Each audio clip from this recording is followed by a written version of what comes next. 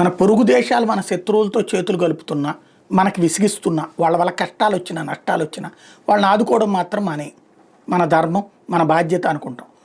పెద్దన్న పాత్ర పోషిస్తుంటాం. అదే వాళ్ళకి మనం అంటే బలహీనత కూడా అయింది. మయన్మార్ నుంచి రోజు మన దగ్గరకు వచ్చి పడేటటువంటి దరిద్రులు రోహింగ్యాలు, వాళ్ళ వలన ఈ దేశానికి ఎంత తలనొప్పో తెలుసు.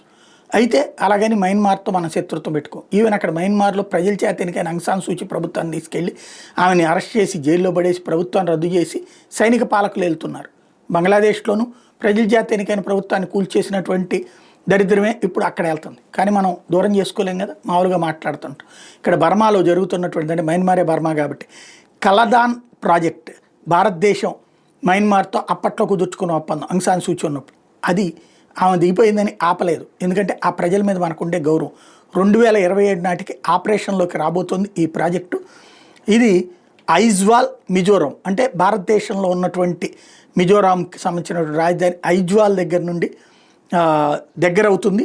700 కిలోమీటర్లు చుట్టూ తిరిగి వెళ్లాల్సిన అవసరం లేకుండా పూర్తిగా మార్పు లభించేటటువంటి అవకాశం ఉందన్నమాట.